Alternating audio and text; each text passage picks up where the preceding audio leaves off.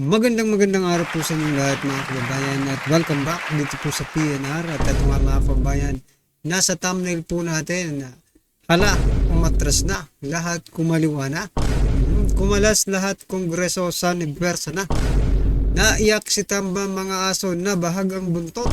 Yan mga kababayan, patungkol po riyan ang ating aalamin at bibigyan ng komento ngayong araw na ito. Dahil nga po riyan, ito isi-share po natin itong naging pahayag ng leaders ng House of Representatives na sina Representative Dong Gonzales, JJ Suarez at Representative Manix Dalipe.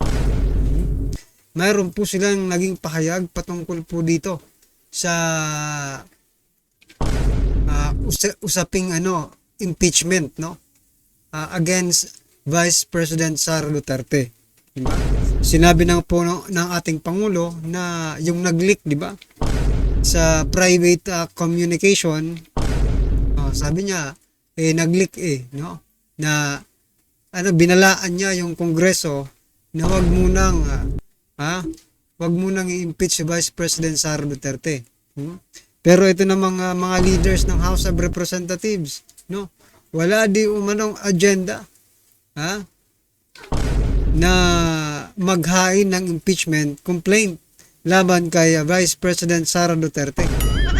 Nako, mamaya mga kababayan, bigyan po natin ng reaction niyan. At ito pa, si General Bronner mga kababayan, pinagre-resign ang mga sundalong kumakampi sa mga Duterte. Nako po. Yan mga kababayan, at ito na nga, simulan na po natin dito po sa mga leaders ng House of Representatives. Idiniin ng House leaders na wala sa kanilang agenda ang paghain ng impeachment complaint laban kay Vice President Sara Duterte. Paglilinaw nila ang mga isinasagawang investigasyon ng mga komite sa Kamara ay para malaman kung saan nagamit ang confidential fund ng mga ahensyang hinahawakan ng bise. Bakit ang tanong, bakit Vice Presidente lang ang iniimbestigahan nyo? Marami pa namang merong confidential funds dyan, no? Kung di ba talaga kayo halata? Sabi pa nila, sa kabila nito, kinikilala ng Kamara ang tungkulin nitong umaksyon sakaling may inihaing reklamo laban sa mga opisyal. Talaga ba? Basta Duterte siguro, pero pag hindi Duterte, itsapera nyo na lang muna. No. Should an impeachment complaint be properly filed in accordance with the rules? No. The House is obligated to deliberate. So yan, pasakalye lang pala yung sinasabi nilang hindi kami maghahain ng agenda, pero ito pala sabi dito, should an impeachment complaint be properly filed in accordance with the rules, the House is obligated to deliberate. Ganun din naman pala paano pa kayo no? Pabebe kayo on its fairly and transparently, ensuring that the process adheres to the highest standard of justice. Highest standard? Kayo na ba ang highest standard of justice? Kayo na siguro ang justice, Well, anyway, no? Pasakali lang pala yung sinasabi niyang wala silang agenda, pero pag meron daw maghain ng complaint, impeachment complaint against Vice President Sara Duterte, ay wala silang magagawa dahil obligado naman na sila, na i-deliberate yun. Anong ibig sabihin nun? Parang umamin na rin kayo na talagang that is your purpose, that is your goal, your mission dyan sa mga mga hearing na yan, no? So yan mga kababayan, ano po ang inyong masasabi dyan? I-comment nyo na lang po sa baba para malaman po natin mga kababayan. At eto na, eto naman po si General Bronner, pinagre-resign ang mga sundalong kumakampi sa mga Duterte. Eto, pakinggan po natin to.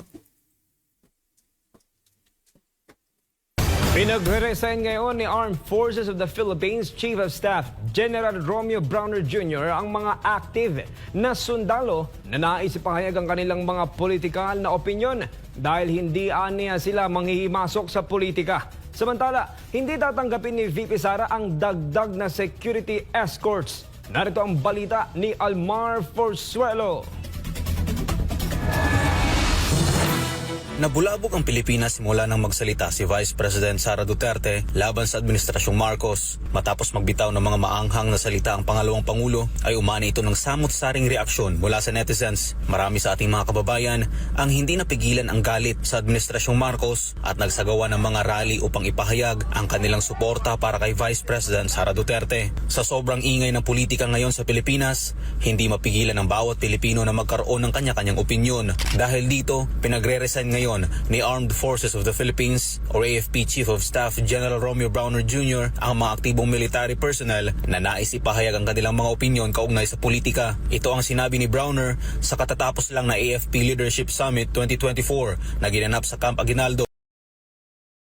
Ito lang ang opinion ko dyan, mga kababayan. Malakas po talagang loob ni General Browner, no, na magsabi na mag-resign kayo. Alam nyo kung bakit?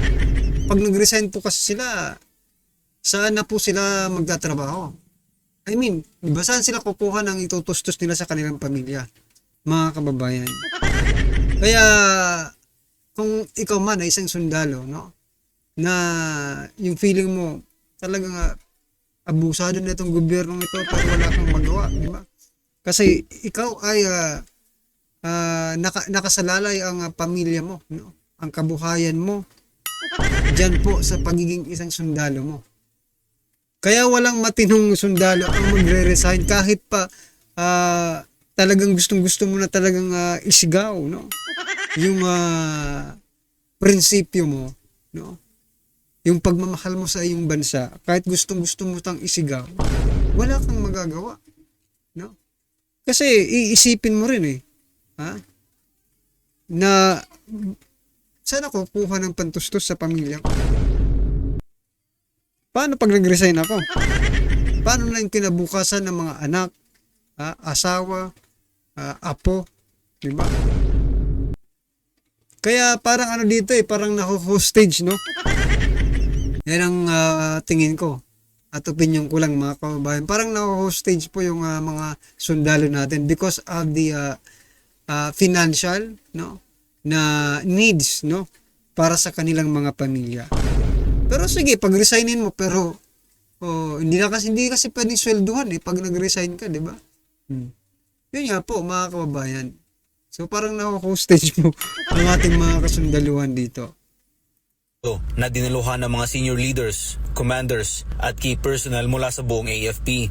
Paliwanag ng general, nire-respeto nila ang opinyon ng bawat isa, ngunit habang suot-suot ng mga sundalo ang kanilang mga uniforme ay kailangan umano nilang sumunod sa saligang batas at protektahan daw ang bansa. Anya, kung nais ng mga sundalo na ipahayag ang kanilang mga opinyon patungkol sa ay marapat umanong mag-resign muna, tanggalin ang uniforme at malaya na itong gawin ang nais nila. Kaugnay naman ang sinabi ni dating Pangulong Rodrigo Duterte, binigyan din ni Browner na hindi nila trabaho ang makialam sa politika. Samantala, nilinaw naman ng opisyal ng AFP na hindi siya magte-take over o mamumuno sa Vice Presidential Security and Protection Group or VPSPG ng ikalawang Pangulo. Pero papalitan umano ng bagong set ng personnel mula sa AFP at PNP ang kasalukuyang security escorts ni VP Sara. Ngunit hindi pa sinabi ni Browner kung ilan ang kanilang papalitan. Ang nasabing hakbang ay upang magbigay daan sa gagawing investigasyon ng House Committee on Good Governance and Public Accountability kaugnay sa paggamit ng confidential funds. Ngunit nauna nang sinabi ni VP Sara na hindi niya tatanggapin ang dagdag na security escorts dahil wala na siyang tiwala rito. Hindi ko rin tatanggapin, ma'am, at this point kung magdadagdag sila ng mga tao dito kasi hindi na natin alam kung non-partisan ba yung idadagdag nila. I don't trust anyone right now. So yes, even if PSC acts on what I said, no, I will not accept it anymore. That is what I did with PNP. Hindi na. Paliwanag ng Vice. So yan, mga kababayan, palakpakan po natin. Para din sa seguridad ng ating Vice President, talagang dapat hindi natanggapin. No? Kasi hindi mo alam kung saan ang loyalty ng mga yan diba? Mga bagong mong tauhan, no? Hindi mo alam kung loyal ba yan sa iyo o hindi. Baka spy yan, spy. Diba? Diba, uso-uso sa mga James Bond na mga movies, diba? James Bond. mga spy mga kababayan. Okay ba? So yan, dapat ingat-ingat talaga si Vice President Sara Duterte. Lalo na sa pagkuha ng mga security. Yan ang gagaling pa sa PSG, no? Yung kanyang mga security, kaya hindi natin alam, no? O kung yung trust and confidence, no, diyan sa mga taong yan, sa mga security niya, 100%, di ba?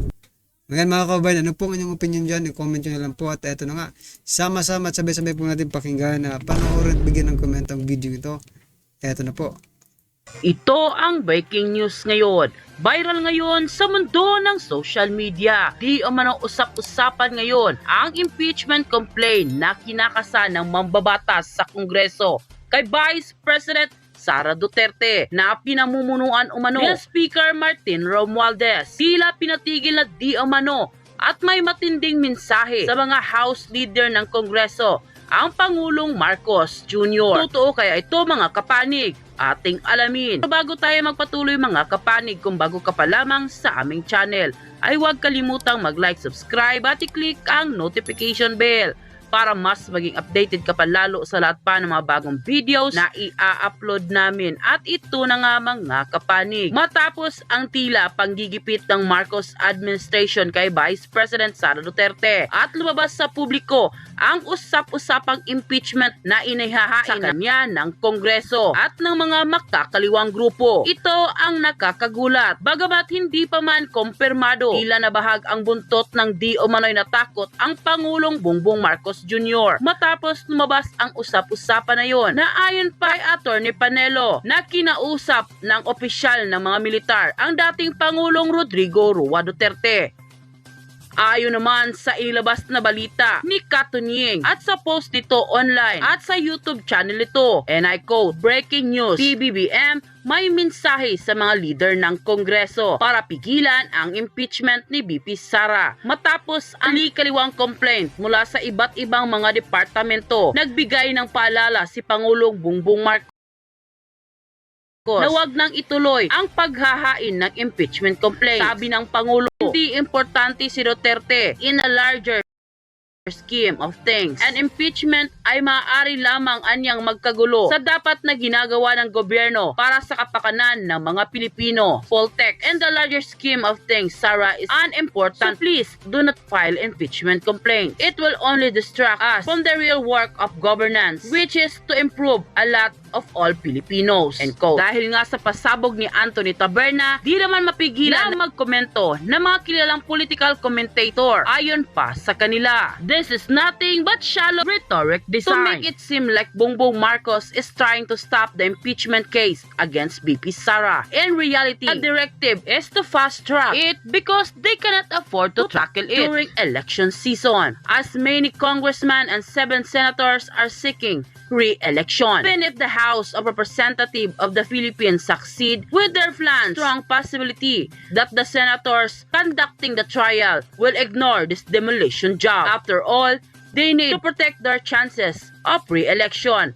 Remember, VP Sara only needs 8 senators to vote for an acquittal or abstain for the impeachment case. If that happens, all articles of impeachment will be dismissed. So BBM, stop pretending to care now. You know very well that the more you attack VP Inday Sara Duterte, the more she will resist and expose the corruption and incompetence of your administration. Is the screenshot of the text is real that the BBM wrote Congressman not to file an impeachment case against Sara? Then I believe he chose to bypass Tambaloslos. Tambaloslos is now uncontrollable by the first couple. And it shows because BBM is now going straight to Congressman. If Tambaloslos still pushes people to file for impeachment, it means he is disrespecting BBM. Piling niya, siya na ang mas magaling sa presidente. The first couple has accidentally allowed the monster to overshadow them. Now let's see sinong masusunod sa kanila. Promise, it is only a matter of time before Tamba start floating against the president. It's the nature of the beast. Pinapatigil daw ni Katunyeng impeachment ni VP Sara. I told you, deadlock ang negotiations sa hinihinging half of Marcos stay ni Ayuda Kingpin. End quote. Nang lumabas nga ang balitang ito ay umani agad ng samut-saring komento mula sa marami sa ating mga kababayan na kung saan ay marami nga sa kanila ngayon ang hindi napigilan ng kanilang sarili na maglabas ng kani-kanilang hinaingat komento sa mundo ng social media. At ayon pa sa kanila, 30 million na bumoboto kay VP Inday Sara Duterte lumabas na sana para tapusin itong panggigipit sa mahal namin na VP Inday Sara Duterte. Baliktad itong administrasyon kung alin pa matino na si VP Inday Sara Duterte. Yun pa ginigipit. No vote PBBM. Solid Duterte team. Ituloy na dapat ang laban. Kudita na para magkaalaman. Lahat sana ng retired, especially new retired na nakaranas ng increase mula sa FPRRD. Ipaglaban natin sila. Sila na nagserbisyo ng tama sa bayan natin. Ikaw lang ang makapahinto dyan, Marcos. Natupad na ang pangarap mo. Bakit ginulo mo si Sara? Wala na sanang gulo. At pangarap namin, Marcos at Duterte, hinayaan mo si Tambi. Sayang na sayang. May Sandro pa sana. Pero wala na. Sinira mo BBM. Bakit kayo matatakot kung wala naman kayong kasalanan? Nangangahulugan lang na guilty kayo dahil kasali kayo sa pagpapabagsak kay VP Sara Duterte. Kaya dapat lang kayong kabahan kapag nanalo ang mahal naming VP Sara Duterte. Talaga pag End quote. mulagat eh. Pag nakatabingi ang bibig magsalita at mulagat na mulagat yung mata, eh iba talaga mag-isip. Ikaw lang ang nag-isip na si VP Sara nag-ambisyon na maaga. Kung maaga nag-ambisyon yan, presidente yan ngayon.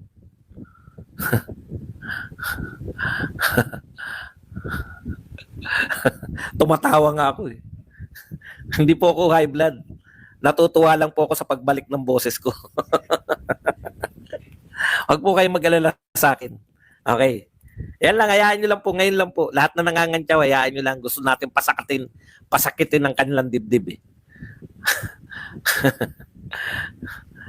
Hindi po tayo nagkagulo dahil sa ambisyon ni VP Sarang maaga magpresidente. Nagkagulo tayo dahil si Martin ay may ambisyon. Is either magpresidente o prime minister. So yan mga kabayan, tama po si Sir Badong Aratiles, no? Palapakan po natin. Kung plano talaga ni Vice President Sara Duterte na maging presidente, nung una pa lang, di ba? Hindi na kayo sana umabot dyan sa palasyo kung talagang ginusto ni Vice President Sara Duterte na maging presidente maaga pa lang. Wala sa hulog itong si Representative Jay Kung nun eh. Hindi niya ba inisip na kung talagang gusto ni Vice President Sara Duterte na maging presidente na sana ang tinakbuhan niya nung una pa lang at hindi na po siya nag-vice president. Diba? Sigurado naman na mananalo siya. Bakit? Mas malaki nga ang boto niya kaysa kaya President Bongbong Marcos Jr. Diba? Talagang wala po sa hulog itong mga aso at amo dyan sa Kongreso ng mga kababayan. Kung ano-ano lang ang kanilang ipinupukol na issue dito kay Vice President Sara Duterte, ngayon nagmumukha tuloy silang mga ob-ob, di ba? Sila ang nagmumukhang ob-ob dahil sa mga sinasabi nila dito kay Vice President Sara Duterte. So yan mga kababayan, ano po ang inyong reaksyon, opinion patungkol po dito sa video ito? I-comment lang po sa baba para at least alam po nating mga kababayan ang inyong opinion. Maraming salamat po.